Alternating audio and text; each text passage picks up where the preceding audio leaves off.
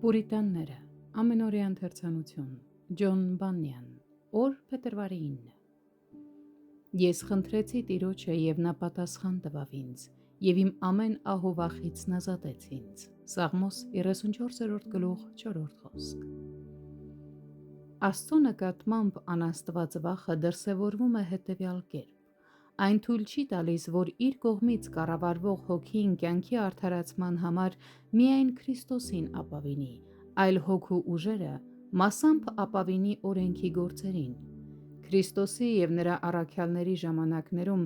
շատ հրեաներ տիրապետում էին Աստծո նկատմամբ այս անաստված վախին, քանի որ նրանք նման չէին առաջիններին, այսինքն այն ծույլ ծառային, որը ստացավ տաղանդը և թաքցրեց այն հողի մեջ, այլ աշխատասեր մարդիկ էին, ովքեր հետևում էին արդարության օրենքին։ Հռովմայացիս 9:31 խոսք։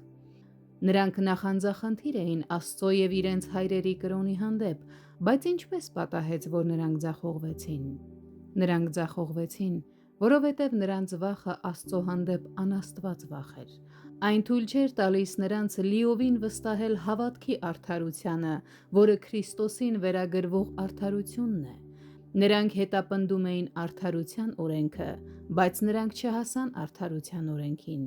Ինչու համար։ Որովհետև ոչ թե հավատքիցը, այլ իբր օրենքի գործերիցը ուզում էին արդարանալ։ Խոսք 32-րդ։ Բայց ի՞նչն էր նրանց ստիպում օրենքի գործերը կապել Քրիստոսի հետ, եթե ոչ իրենց անհավատությունը, որը հիմնված էր անգիտության և վախի վրա։ Նրանք վախենում էին ամեն ինչ դնել մեկ հիմքի վրա։ Կարծում էին մեկ աղեղին երկու լար ունենալը ավելի ապահով է, և այդպես երկու աթոռների միջև տատանվելով ընկան գետնին։ Եվ այսպիսով վախն ու կասկածը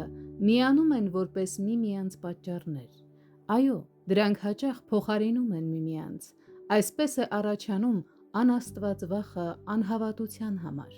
Հիսուսն ասաց. «Մի վախենար, բայց միայն հավատա»։ Մարկոս 5:36 խոսք։ Ցավոք, այս անաստված վախը